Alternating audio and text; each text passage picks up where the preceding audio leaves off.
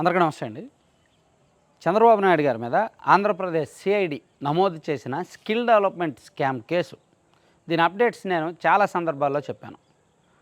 ఈ quash petition సుప్రీంకోర్టులో విచారణకు వెళ్ళినప్పటి నుంచి వాయిదాల మీద వాయిదాలు పడడం, అసలు కోర్టులో ఎటువంటి వాదనలు జరిగాయి, హరీష్ సాల్వే గారి వాదనలు ఏమిటి, అలాగే ముకుల్ రోహత్గి గారి పాయింట్లు ఏమిటి, ఎందుకు ఇన్ని వాయిదాలు పడుతున్నాయి, ఈ కేసులో దేశ రాజకీయ అంశాలను ముడిపెట్టే వ్యవహారాలు ఏమేమి ఉన్నాయి, సో ఏ తీర్పు వచ్చే అవకాశం ఉంది, అన్నీ కూడా మన ఛానల్లో చెప్పాం.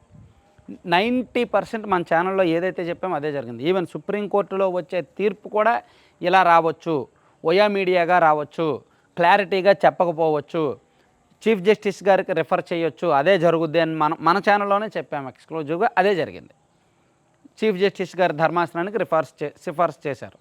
అయితే ఇక్కడ ఒక క్లారిటీ మిస్ అయింది. అదేంటంటే ఇద్దరు జడ్జీలు 2 తీర్పులు ఇచ్చారు. ఒకలేమో 17A వర్తిస్తుందని, ఒకలేమో 17A వర్తించదని 2 తీర్పులు ఇచ్చారు. సో అంటే 2 భిన్నమైన అంశాల మీద ఇద్దరు భిన్నంగా స్పందించారు. కాబట్టి మన రాష్ట్రంలో దరిద్రమైన మీడియా ఉంది కదా, దరిద్రమైన వ్యవస్థ ఉంది, దరిద్రమైన రాజకీయ భావజాలం ఉంది కదా, ఎవరికి కావాల్సింది వాళ్ళు తీసుకున్నారు. సో అనిరుద్ధ్ బోస్ గారు చెప్పిందేమో ఒకళ్ళు హైలైట్ చేసుకున్నారు, బాలా త్రివేది గారు చెప్పింది ఒకళ్ళు హైలైట్ చేసుకున్నారు. యాక్చువల్లీ ఇద్దరు చెప్పిన తీర్పుని దగ్గర పెట్టి చూస్తే వాస్తవం ఏంటనేది బయటకు వస్తుంది. ఎవరి అభిప్రాయం వాళ్ళు చెప్పారు, అది ఫైనల్ అని చెప్పలా. ఇదిగో చంద్రబాబు గారిని ఇమీడియట్గా అరెస్ట్ చేసేయండి, క్వాష్ పిటిషన్ చెల్లదు, దీన్ని కొట్టేస్తామని చెప్పలా. లేదా క్వాష్ పిటిషన్ చెల్లుతుంది, 17A వర్తించదు, 17A వర్తిస్తుంది, అరెస్ట్ చెల్లదు అని కూడా చెప్పలా. సో కానీ దాని మీద ఎవరికి నచ్చినట్టు వాళ్ళు ప్రచారం చేసుకోవడం రకరకాలుగా ఎక్కువైంది. కానీ నిజానికి ఒకటి మాత్రం నిజం, ఇది ఫైనల్ తీర్పు కాదు. నెక్స్ట్ త్రిసభ్య ధర్మాసనానికి రిఫర్ చేశారు. చీఫ్ జస్టిస్ గారి ఆధ్వర్యంలో ఒక బృందం దీని మీద, ధర్మాసనం దీని మీద సుదీర్ఘంగా విచారణ చేపట్టబోతోంది. మనం అక్టోబర్ నెల నుంచి ఎటువంటి వాదనలు అయితే ఏవైతే విన్నామో దానికి రెట్టింపు వాదనలు జరగబోతున్నాయి. అలాగే 1 నెలలోనో 2 నెలల్లోనో ఇది ముగిసిపోయే కథ కాదు, కొన్ని నెలల పాటు కొనసాగుతూనే ఉంటుంది. సో చంద్రబాబు గారు క్వాష్ పిటిషన్ ఏమైంది, ఏం తీర్పు వచ్చింది అని మనం 2025లో ఎతికినా ఆశ్చర్యపోకర్లా. ఎందుకంటే అంత లాంగ్ ఉంటుంది ఖచ్చితంగా. ఎందుకు కారణం ఏంటనేది నేను గతంలో చాలా వీడియోస్లో చెప్పాను. సరే, ఇప్పుడు అసలు ఈ తీర్పులో ఏ జడ్జి గారు ఏం చెప్పారు అనేది సింపుల్గా చెప్తాను. ఆల్రెడీ చాలామందికి తెలిసే ఉంటుంది, సింపుల్గా చెప్తా. జస్టిస్ అనిరుద్ధ్ బోస్ గారు ఏమన్నారంటే, అవినీతి నిరోధక చట్టంలో 2018లో చేర్చిన సెక్షన్ 17A విచారణ ప్రారంభించిన తేదీ నుంచి వర్తిస్తుందని, నేరం జరిగిన సమయంతో దానికి సంబంధం లేదని సుప్రీంకోర్టు న్యాయమూర్తి జస్టిస్ అనిరుద్ధ్ బోస్ అన్నారు. అర్థమైంది కదా, ఎప్పుడైతే నేరం జరిగిందో అప్పుడు దానికి సంబంధం లేదు, ఎఫ్ఐఆర్ నమోదు చేసినప్పుడు మాత్రమే దానికి వర్తిస్తుంది, దానికి సంబంధం ఉంటుంది. కాబట్టి 2021లో ఎఫ్ఐఆర్ నమోదు చేశారు, 2018లో సెక్షన్ 17A ఇంప్లిమెంట్లోకి వచ్చింది. సో సెక్షన్ 17A ఇంప్లిమెంట్లో ఉన్నప్పుడే ఆయన మీద ఎఫ్ఐఆర్ నమోదైంది. కాబట్టి చంద్రబాబు గారి మీద ఈ ఎఫ్ఐఆర్ చెల్లదు అని అనిరుద్ధ్ బోస్ గారు చెప్పారు. స్కిల్ డెవలప్మెంట్ కేసు విచారణ 2018 జూన్ 5నే ప్రారంభమైందన్న రాష్ట్ర ప్రభుత్వ వాదనను ఆయన తోసిపుచ్చారు. అలాగైతే 2021 వరకు ఎలాంటి చర్యలు ఎందుకు తీసుకోలేదని, ఈ ఏడాది డిసెంబర్లో నమోదు చేసిన ఎఫ్ఐఆర్లో దాని ప్రస్తావన ఎందుకు లేదని ప్రశ్నించారు. ఇలా రకరకాల అంశాలను అంటే అనిరుద్ధ్ బోస్ గారు హరీష్ సాల్వే గారి వాదనలనే మద్దతు ఇచ్చారు. హరీష్ సాల్వే గారు ఏవైతే పాయింట్లు చెప్పారో, ఇదిగో గతంలో ఎప్పుడో 2017లో ఒక లేఖ వచ్చింది, ఆ లేఖ ఆధారంగా విచారణ చేపట్టామని, కాబట్టి సెక్షన్ 17A రాకముందే ఈ కేసు మూలాలు ఉన్నాయని, కాబట్టి అప్పటి నుంచే విచారణ జరిగిందని ముకుల్ రోహత్గి గారు చెప్పారు కదా. దానికి భిన్నంగా హరీష్ సాల్వే గారు ఏం చెప్పారు, 2018 జూలైలో ఈ సెక్షన్ వచ్చింది, కానీ 2021లో ఎఫ్ఐఆర్ నమోదు చేశారు.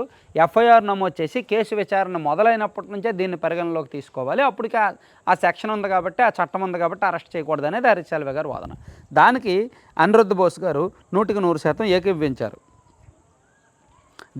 ఆయన డీటెయిల్డ్గా ఇచ్చారనమాట. నా అభిప్రాయం ప్రకారం ప్రభుత్వ ఉద్యోగి తన విధి నిర్వహణలో భాగంగా చేసిన సిఫార్సులు, తీసుకున్న నిర్ణయాలపై విచారించేటప్పుడు దర్యాప్తు సంస్థలకు ప్రాథమిక స్థాయిలోనే చెక్ ఉండాలి. దాని ప్రకారం ఎంక్వైరీ దర్యాప్తు ప్రారంభించే సమయంలోనే ముందస్తు అనుమతి తీసుకోవడం అనవసరం. అలాగే గతంలో వచ్చిన కొన్ని తీర్పులను కూడా ప్రస్తావించారు. సో ఓవరాల్గా 2021కు ముందు విచారణ ప్రారంభం కాలేదనే మనం భావించాలి అని అనిరుద్ధ్ బోస్ గారు తీర్పిచ్చారు. అర్థమైంది కదా. సో ఇదే కేసులో జస్టిస్ బాలా త్రివేది గారు కూడా భిన్నమైన తీర్పిచ్చారు. అది కూడా నేను ఒకసారి చెప్తా. సో ఇప్పుడు సాక్షి కూడా ఏం రాస్తారు, సాక్షిలో బాలా త్రివేది గారు ఇచ్చిన తీర్పును రాస్తున్నారు, హైలైట్ చేస్తున్నారు. ఈనాడు ఆంధ్రజ్యోతిలో ఏం చేశారు, అనిరుద్ధ్ బోస్ గారు ఇచ్చిన తీర్పును హైలైట్ చేశారు. కానీ రెండు భిన్నమైన తీర్పులు ఉన్నప్పుడు రెండింటినీ కూడా మనం ఒకసారి చూడాలి. బాలా త్రివేది గారు చట్టాన్ని అన్వయించేటప్పుడు ఉద్దేశం ముఖ్యం. అవినీతి నిరోధక చట్టానికి, నేరాలకు చట్టాన్ని అన్వయించేటప్పుడు అందులోని భాషనే కాకుండా చట్టం చేయడం వెనుకున్న ఉద్దేశాలను కూడా చూడాలి. చట్టం చేయడం వెనుకున్న ఉద్దేశాలు ఏమిటి? Corruption control. కాబట్టి స్కిల్ డెవలప్మెంట్ కేసులో చంద్రబాబుకు సెక్షన్ 17A వర్తించదని తీర్పు ఇచ్చిన ఆమె అందుకు కారణాలు కూడా వివరించారు. సెక్షన్ 17A వర్తించదు అని ఆమె చెప్పారు. ఎందుకు వర్తించదనే కారణాలు చెప్పారు. ఆయనేమో ఎందుకు వర్తిస్తుంది అనే కారణాలు చెప్పారు అనిరుద్ధ్ బోస్ గారు. బాలా త్రివేది గారు ఎందుకు వర్తించదు అనే కారణాలు చెప్పారు. ఈ కారణాలు చూస్తే ఎవరైతే ముకుల్ రోహత్గి గారు, హరీష్ సాల్వే గారు ఏవైతే వాదనలు చేశారో అవే ఉంటాయి. అంటే ఇక్కడ అంతెందుకు, సాక్షిలో అండ్ సిఐడి ఏదైతే వాదనలు చేశారో దానికి బాలా త్రివేది గారి మద్దతు, అండ్ టీడీపీ తరపు న్యాయవాదులు ఏదైతే వాదనలు చేశారో దానికి అనిరుద్ధ్ బోస్ గారి మద్దతు ఇచ్చినట్టు చెప్పుకోవాలి. సో రెండు భిన్నమైన వాదనలు, ఇద్దరు భిన్నమైన తీర్పు ఇచ్చారు కాబట్టి నెక్స్ట్ 3 సభ్య ధర్మాసనానికో 5 సభ్యులున్న ధర్మాసనానికో వెళ్తుంది. ఇక్కడ స్కిల్ డెవలప్మెంట్ కేసులో చంద్రబాబుకు సెక్షన్ 17A వర్తించదని తీర్పు ఇచ్చిన ఈమె అవినీతికి నిరోధక చట్టం ప్రధాన ఉద్దేశం పారదర్శకత, జవాబుదారీతనాన్ని ప్రోత్సహించడమేనని గుర్తించాలన్నారు. సవరించిన అవినీతి నిరోధక చట్టం 2018 జూలై 26 నుంచి అమల్లోకి వచ్చినందున సెక్షన్ 17A అప్పటి నుంచి నమోదైన నేరాలకే వర్తిస్తుంది తప్పితే పాత వాటికి కాదన్నారు. జస్టిస్ త్రివేది ఇచ్చిన తీర్పులోని ముఖ్యాంశాలు అని చెప్పి రకరకాల అంశాలు ఇచ్చారనమాట. పాత కేసులను కూడా కొన్ని ప్రస్తావించారు. సో ఇక్కడ 2 రకాల తీర్పులు వచ్చాయి. ఏ ఒక్కరిదో పైచేయి అవ్వలేదు. ఏ ఒక్కరిదో పైచేయి అవ్వాలంటే ఇద్దరు ఉన్నప్పుడు చెరో వైపు నిలబడినప్పుడు అవ్వదు. అప్పుడు 3వ వ్యక్తి వస్తాడు కదా, ఆ 3వ వ్యక్తే చీఫ్ జస్టిస్. ఆయన ఏం చెప్తారో అది ఫైనల్ అవుద్ది. సో అప్పుడు వరకు మనం మేబీ ఈ చీఫ్ జస్టిస్ గారు ఏదో ఎన్నికలు ఉన్నాయి కదా, ఎన్నికల్లోగా చెప్పేస్తారు, ఎన్నికల్లోగా ఈ తీర్పు వచ్చేస్తుంది అని అనుకుంటే అవివేకమే.